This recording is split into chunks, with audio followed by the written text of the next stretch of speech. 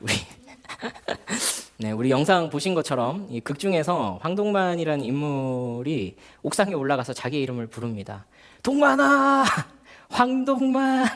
자기 이름을 불러요. 그리고 이어지는 대사가 이렇습니다. 정말 정 말할 상대가 없으면 옥상에 올라와서 내 이름이라도 크게 불러요. 내 목소리가 들리는 데까진 내 거. 저 나무도 내 거. 바위도 내 거. 나를 전파시키는 거예요. 내 목소리가 닿으면 더 이상 나랑 전혀 상관없는 건 아닌 게 된 것 같아. 막 그런 느낌 이럽니다. 막 그런 느낌. 이 작가가 막 이런 대사 많이 써요. 막 굉장히 문어체 같은 대사를 이렇게 많이 쓰는 작가입니다. 근데 아무튼 그런 느낌이죠. 용기가 없어서 우리가 못하는 거지. 우리도 그럴 때가 있잖아요. 내 이름을 불러주고 싶은 느낌. 아무도 내 이름을 불러주지 않고 또 내가 무가치하다고 느낄 때 나라도 내 이름을 진심으로 불러주고 싶은 그런 느낌을 받을 때가 있잖아요. 이 극 중에 황동만이 외톨이거든요. 자기 일에서 실패한 사람이거든요. 근데 진심으로 자기 이름을 불러주지 않는 사람들 속에서 간절히 내 이름이라도 한번 불러보면 그 간절함이 닿는 곳이라면 그것이 나무가 됐든 꽃이 됐건 뭐 고양이가 됐건 간에 그걸 내 거라고 부르고 싶은, 그러니까 그것과 내가 관계에 있다라고 얘기하고 싶은 그런 간절한 마음이 이 동만이에게 있는 겁니다. 그리고 이 자기 이름이 들려진 이 존재를 향해서 내 거다 이렇게 이제 표현을 하죠. 그래서 이제 옆에 있는 여자를 괜히 쿡 찌르면서 너 내 거 이렇게 합니다. 그런데요, 여러분 오늘 말씀에 보니까요, 이 우리의 이름을 진심으로 불러주는 분이 계시대요. 이게 드라마니까 좀 뭔가 있어 보이지 실제로 이렇게 하면 되게 구차하고 이상해 보이잖아요, 그렇죠? 그런데 내가 내 이름을 부르는 게 아니라 내 이름을 진심으로 불러주시는 분이 계시대요. 그리고 나를 향해서 너는 내 것이다 라고 진짜로 말씀해 주는 분이 계시대요.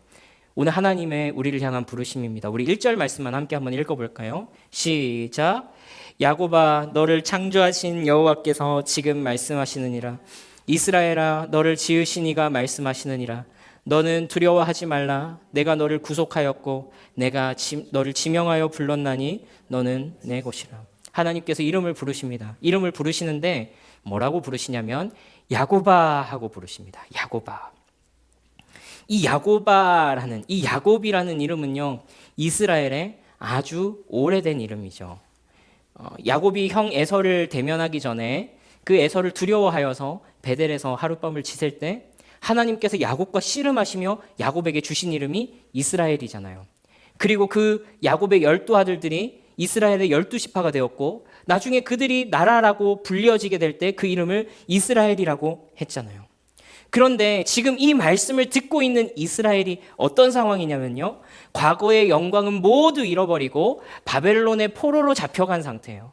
성도 불탔고 하나님이 계시다고 생각했던 성전도 다 불타버렸습니다.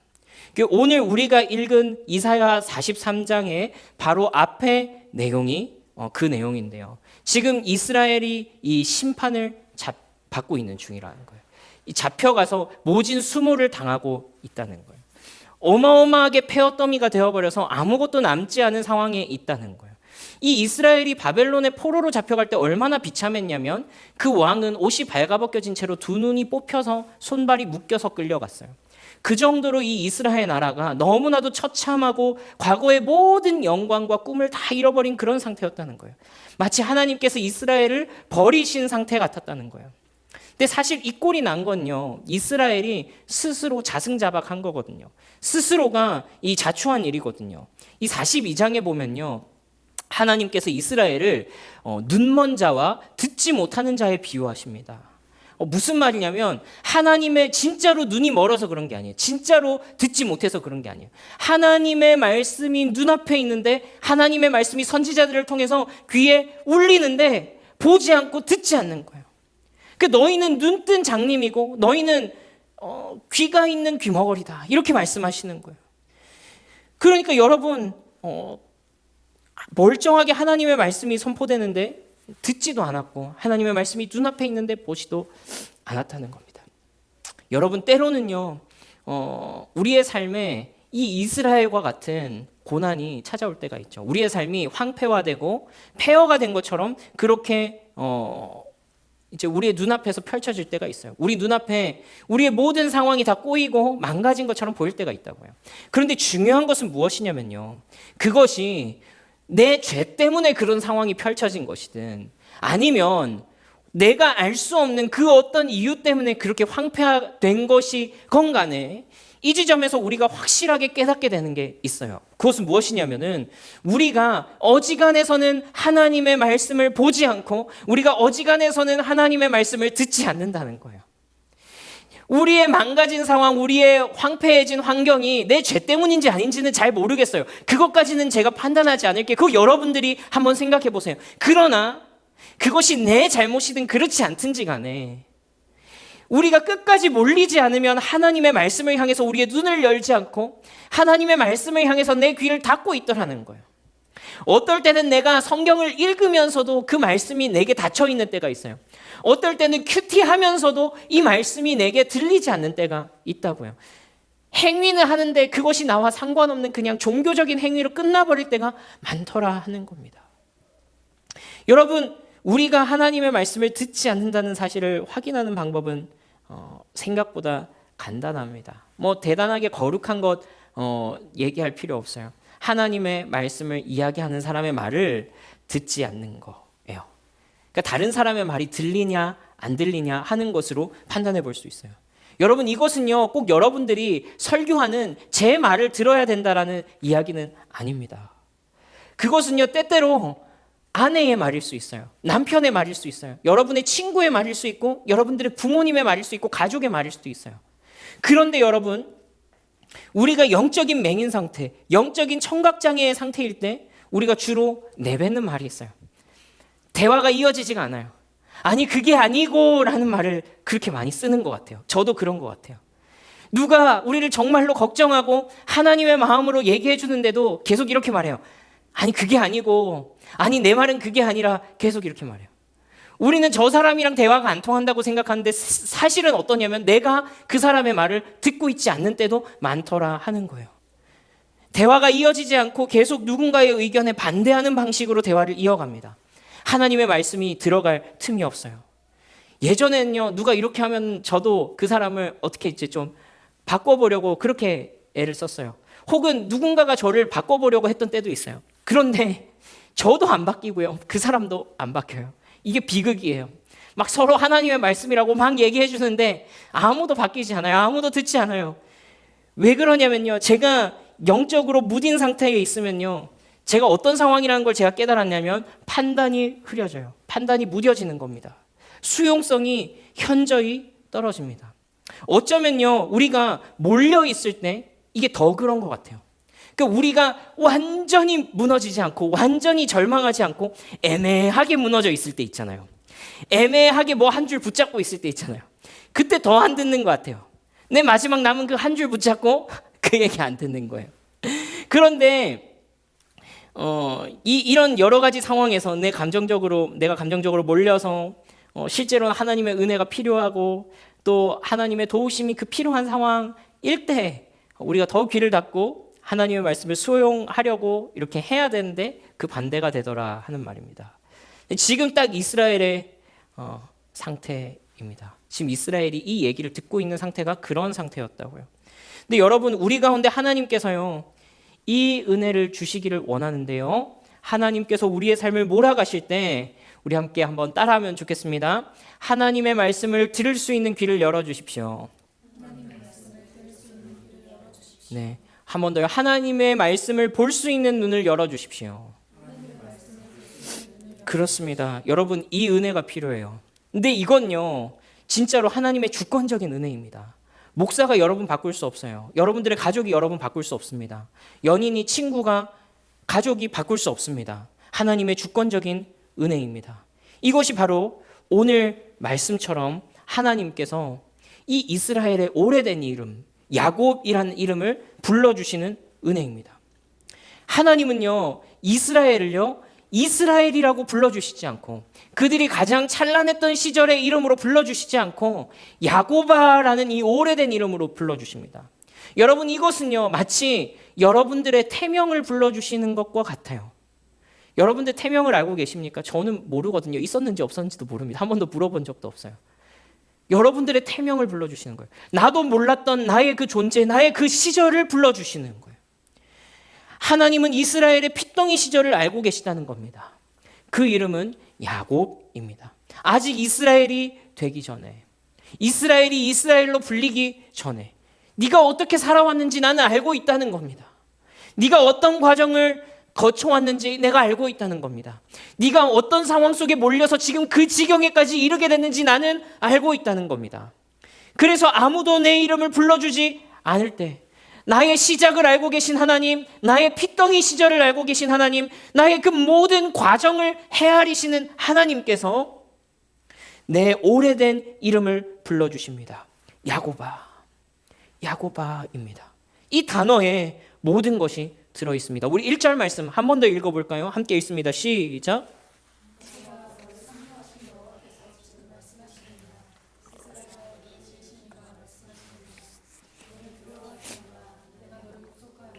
내가 너를 지명하여 불렀나니 너는 내 것이라. 히브리어 성경에는요, 이 야곱아 앞에 그러나라는 이 접속사가 붙어 있습니다. 그러나 이렇게 시작합니다. 이 42장 마지막까지 하나님의 맹렬한 진노가 선포되는데요. 하나님이 얼마나 뜨겁게 그들을 심판하고 있는지, 너희 상황이 얼마나 몰려 있는지가 선포됩니다. 그런데 43장 1절로 넘어가는 그 과정에서 이 단어를 쓰는 거예요. 그러나 야곱아 이렇게 부르시는 겁니다. 그런데 재밌는 것은요, 이 그러나에 아무런 조건절이 붙지 않는다는 거예요. 심지어 네가 회개해라, 네가 돌이켜라, 그러면 이라는 단어도 없는 거예요. 그런 아무런 조건절이 있지 않는 거예요. 오늘 이사야서에 등장하는 하나님의 구원, 하나님께서 우리의 이름을 불러주신 이 사역은요, 하나님의 주권적인 사역입니다. 하나님이 주도권을 쥐고 있는 사역이라고요. 너는 이런 잘못을 했고 너는 이런 비참에 빠져버렸다. 그러나 이제부터 하나님인 내가 너에게 어떤 일을 할지 지켜봐라. 내가 너에게 어떤 일을 할지 알려줄게 라고 말씀하시는 거예요. 그리고 야곱아, 너를 창조하신 여호와께서 지금 말씀하시느니라 이렇게 말씀하십니다. 여기서 창조하시다 하는 이 단어는요, 창세기 1장 1절에서 사용됐던 태초에 하나님이 천지를 창조하시느니라 할 때 사용됐던 단어와 동일한 단어가 사용됩니다. 그리고 이어서 말씀하시는 겁니다. 내가 너를 지명하여 불렀나니 너는 내 것이라. 창조의 하나님께서 지금 이 야곱의 이름을 다시 불러내시는 거예요. 말씀으로 모든 혼돈과 허무와 무질서함과 어지러움 속에 있던 이 세상을 향해서 그 이름을 부르심으로 그 존재를 만드시고 그 이름을 부르심으로 질서를 만드셨던 그 하나님이 오늘 야곱의 이름을 불러주시는 거예요. 여러분, 이것이 하나님의 부르심입니다. 하나님께서 누군가를 수렁에서 건져내서 무가치함에서 가치 있음으로, 무질서함에서 질서 있음으로, 혼란스러움에서 평안함으로 불러내시는 하나님의 음성입니다. 여러분이까지 왔으면 여러분들은 질문할지도 모릅니다. 하나님은 왜 이스라엘에게 회개도 요구하지 않고 주권적으로 구원하시겠다고 말씀하십니까? 그거 너무 정의롭지 못한 거 아닙니까? 그거 너무 불공평한 거 아닙니까? 라고 물을지도 모릅니다. 그러나 여러분, 저는요, 이 말씀을 묵상하다 보니까 이것이 하나님의 지혜라고 고백할 수밖에 없었습니다. 왜냐하면요, 사람은요, 잘못을 지적받을 때 회개하지 않고 은혜를 깨닫게 될 때 회개하기 때문에 그렇습니다. 진정한 회개는요, 단순히 내가 얼마나 큰 잘못을 저질렀는지 깨달을 때 일어나지 않습니다. 여러분 생각해 보십시오. 진정한 회개가 언제 일어나냐면요, 도대체 내가 사랑하는 그 하나님 앞에 내가 도대체 무슨 짓을 한 거지가 뼈저리게 다가올 때, 그때야 우리가 진심으로 회개하게 되더라는 거예요. 단순하게 내가 이 잘못을 많이 지었어요, 단순하게 내가 하나님 앞에 죄인이에요, 이것이 아니라 내가 도대체 하나님, 나를 사랑해 주신 당신에게 무슨 짓을 한 거죠? 내가 이 은혜를 받았는데 도대체 무슨 짓을 저지른 거죠? 나는 왜 계속 하나님을 밀어내고 있었던 거죠? 이걸 깨닫게 될 때 우리가 회개하더라는 거예요. 여러분, 이 차이를 느끼시겠습니까? 그렇죠? 그래서요, 하나님은 조건을 따지시는 것이 아니라 이 폐허 더미 속에서 우리의 이름을 먼저 불러버리시는 거예요. 그분께서 어떤 은혜를 우리에게 베풀고 계신지를 먼저 보여줘 버리시는 거예요. 그것이 1절부터 7절까지 이 반전의 말씀이라는 겁니다. 우리 1절부터 7절까지 제가 한 절 여러분 한 절 번갈아 가면서 읽어보겠습니다. 야곱아, 너를 창조하신 여호와께서 지금 말씀하시느니라. 이스라엘아, 너를 지으신 이가 말씀하시느니라. 너는 두려워하지 말라. 내가 너를 구속하였고 내가 너를 지명하여 불렀나니 너는 내 것이라. 강을 건널 때에 물이 너를 침몰하지 못할 것이라. 네가 물 가운데로 지날 때에도 타지도 아니할 것이요 불꽃이 너를 사르지도 못하리니. 대전하는 여호와 내 하나님이요 이스라엘의 거룩한 이요 내 구원자임이라. 내가 애굽을 너의 속량물로 구스와 스바를 너를 대신하여 주었노라. 보배롭고 존귀하며 내가 너를 사랑하였은즉 내가 내 대신 사람들을 내어주며 백성들이 내 생명을 대신하리니. 두려워하지 말라. 내가 너와 함께하여 내 자손을 동쪽에서부터 오게 하며 서쪽에서부터 너를 모을 것이며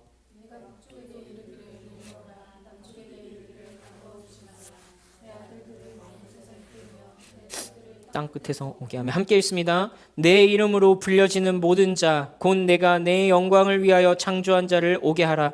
그를 내가 지었고 그를 내가 만들었느니라. 1절에 야곱아, 내가 너를 지명하여 불렀나니 너는 내 것이라. 2절에 네가 어떤 상황에 있을지라도 내가 너와 함께하겠다. 3절에 내가 어떤 대가를 하고서라도 너를 얻어내겠다. 4절에 내가 너를 사랑한다. 너는 내 보물이다. 5절 6절에 네가 아무리 멀리 떠났어도 내가 너를 찾아내겠다. 7절에 너는 내가 만들었다. 너는 내 영광이다. 나는 너를 포기하지 않겠다. 이 오래된 이름, 이 오래된 야곱이라는 이름과 함께 하나님의 절절한 사랑의 고백이 이어지는 것입니다. 내가 내 무가치에 절망하고 있는 그때에 하나님의 주권적인 찾아오심이, 하나님의 주권적인 사랑의 고백이 이 야곱을 일으키시는 것입니다. 여러분, 이 말씀에서처럼 하나님은요, 어떤 대가를 지불하고서라도 그분의 백성을 찾아내시죠. 우린 이것이 무엇인지 알고 있습니다. 바로 우리를 대신해서 자기의 생명까지도 내어놓으신 것입니다. 그 아들이 예수 그리스도를 우리를 위한 대속제물로 내어주신 것입니다. 그 사랑입니다. 우리에게 변화가 일어나는 때는 어떤 때입니까? 우리가 다시 일으킴을 받을 때는 어떤 때인가요? 내가 얼마나 무가치한가를 깨닫고 그것을 그렇지 않기 위해서 내 가치를 막 높이려고 노력하는 그때에 진짜 내 가치가 높아집니까? 내 존재가, 내 자존감이 회복됩니까? 아니에요. 쉽지 않습니다. 그거 어렵습니다.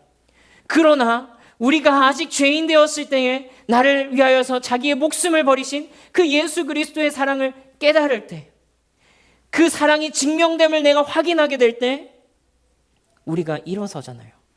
진정한 회개, 진정한 변화, 그리고 진정한 자존감의 회복이 이 사랑을 깨닫기 시작할 때, 우리의 그 오래된 이름을 불러주시는 그 하나님의 음성을 듣게 될 때 시작되더라 하는 거예요. 여러분, 우리가 그래서 이 빈칸에 우리 자기의 이름을 한번 넣어서 한번 읽어보면 좋겠는데요. 우리 땡땡아 여기에다가요, 우리 자기 이름을 넣어서 한번 읽어봅시다. 시작. 성진아, 너를 창조하신 여호와께서 지금 말씀하시느니라. 성진아, 너를 지으신 이가 말씀하시느니라. 너는 두려워하지 말라. 내가 너를 구속하였고 내가 너를 지명하여 불렀나니 너는 내 것이라. 우리 한 번 더 해봅시다. 시작. 성진아, 너를 창조하신 여호와께서 지금 말씀하시느니라. 성진아, 너를 지으신 이가 말씀하시느니라. 너는 두려워하지 말라. 내가 너를 구속하였고 내가 너를 지명하여 불렀나니 너는 내 것이라. 여러분, 오늘 이것이 말씀이신 예수님, 하나님의 본체이신 예수님, 그 하나님의 말씀이 우리의 이름을 부르시는 부르심입니다. 내가 어떠한 대가를 지불하고서라도 너를 내 것으로 삼아내겠다. 네가 아무리 비참한 수렁 가운데, 네가 아무리 너의 자존감이 바닥을 기고 있는 그때에 있을지라도 나는 너의 스토리를 알고 있다. 나는 너의 시작을 알고 있고 나는 너의 과정을 알고 있다. 그런 내가 너의 이름을 부를 것이다. 창조주 하나님이신 내가 너의 이름을 창조하듯이 불러낼 것이다. 너의 모든 혼란과 너의 모든 혼돈, 너의 모든 무질서한 가운데 내가 질서를 창조해 낼 것이다. 너를 잃어버리지 않겠다. 내가 너를 지명하여 불렀나니 너는 내 것이다. 너는 내 보물이다. 나는 너의 하나님이라고 불리기를 주저하지 않을 것이다. 여러분, 이것이 십자가에서 자기를 내어주신 하나님의 사랑 아니겠습니까? 여러분, 이 말씀에 내가라는 단어가 얼마나 많이 등장하는지 여러분 눈치채셨습니까? 계속 이렇게 말씀하십니다.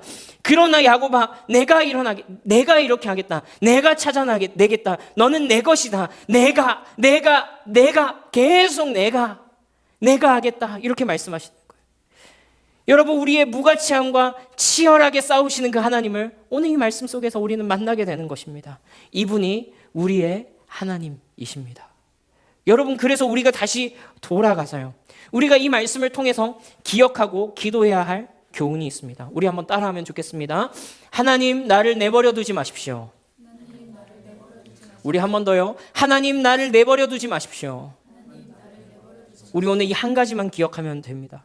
여러분, 우리는요, 가만히 내버려 두면요, 도무지 하나님의 말씀을 보지도 않고 듣지도 않아요. 의도적으로 우리의 눈을 가려버립니다. 하나님 나에게 분명히 말씀하시는데 의도적으로 내 귀를 닫아버려요. 내가 생각해도 지금 내 삶이 하나님으로부터 너무 멀어져 있는데도 도무지 하나님의 말씀을 들을 생각을 하지 않고 있는 나를 발견할 수만 있다면, 하나님께서 그런 우리의 모습을 발견할 수 있는 은혜를 주신다면, 그리고 그런 상태에 있는 내 삶에 진짜로 아무 일도 일어나지 않고 있다면, 나는 분명히 하나님의 말씀으로부터 귀를 닫고 있고 하나님의 말씀으로부터 눈을 닫고 있는데도 내 삶이 너무 평화롭다면 그때야말로 너무너무 심각한 상태입니다. 왜냐하면 사실은 하나님의 내버려 두심 자체가 심판이기 때문에 그렇습니다. 우리 로마서 1장 28절 말씀을 세번역 성경으로 함께 읽어보겠습니다. 시작. 사람들이 하나님을 인정하기를 싫어하므로 하나님께서는 사람들을 타락한 마음 자리에 내버려 두셔서 해서는 안 될 일을 하도록 놓아두셨습니다.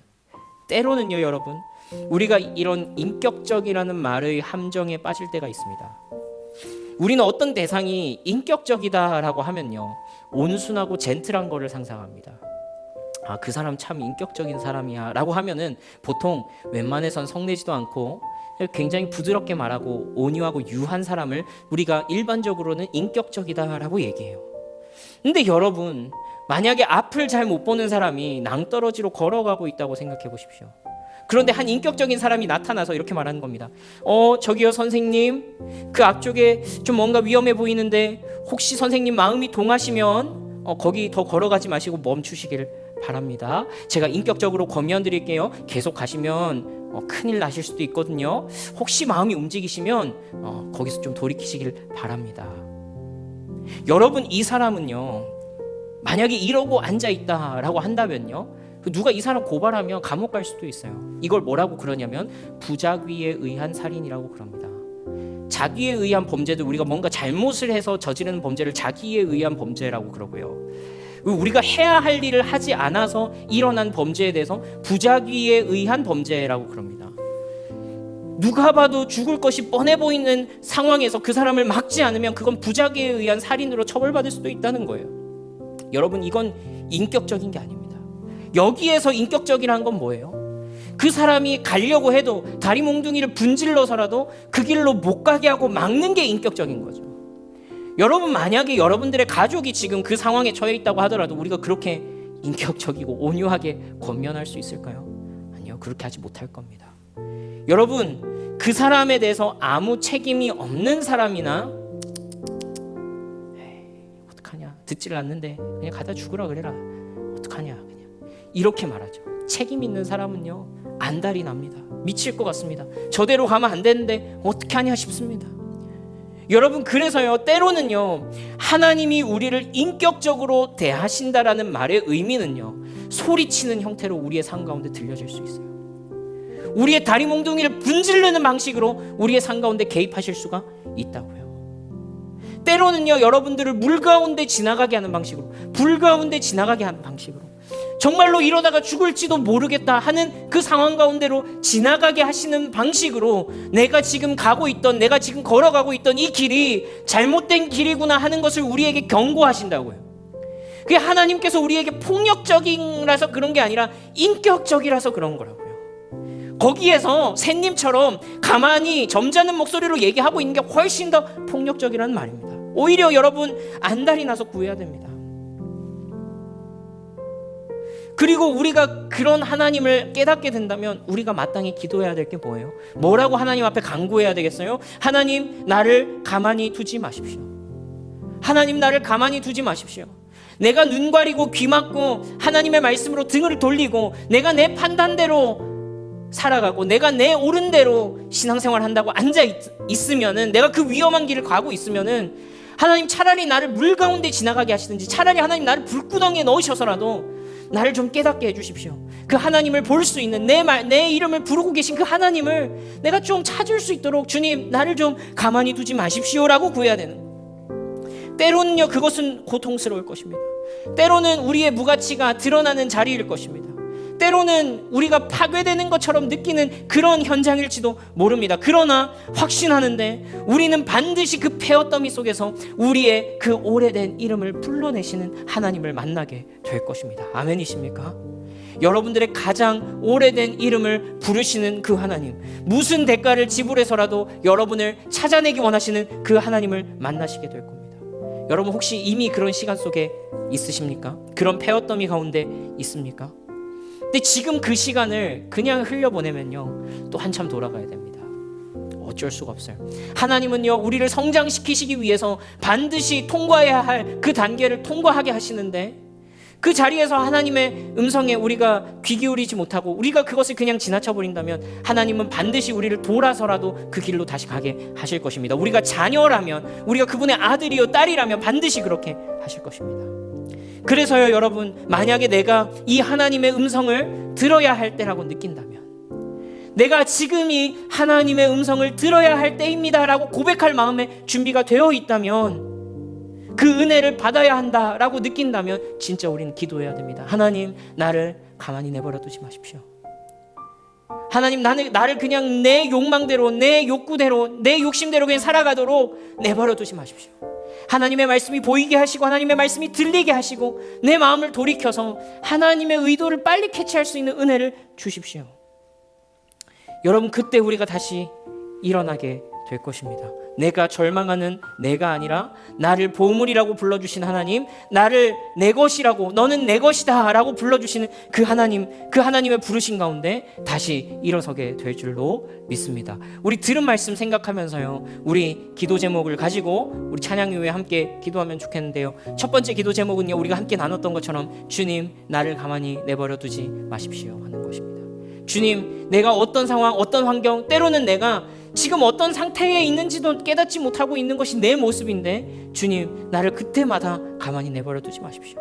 하나님의 말씀으로 나를 흔들어 놓으시고 하나님의 음성으로 나에게 교훈하여 주십시오.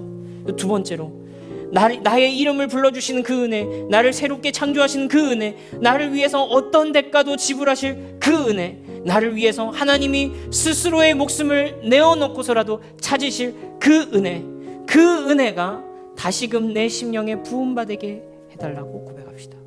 내 의지로는 잘 바뀌지 않는 내 모습, 내 의지로는 내 삶에 변화가 일어나지 않는 그 답답함 속에서 우리가 붙잡아야 할 것은 결심과 결단 이전에 우리에게 얼마나 큰 은혜가 부어졌나, 그리고 그 은혜와는 얼마나 상관없이 내가 살아가고 있나 하는 그 십자가 앞에 다시 서는 경험인 줄로 믿습니다. 우리 찬양 이후에 기도하실 때에 두 가지 기도 제목 드렸습니다. 첫 번째, 주님, 나를 가만히 내버려 두지 마십시오. 두 번째, 그 은혜 앞에 다시 서게 하여 주시옵소서.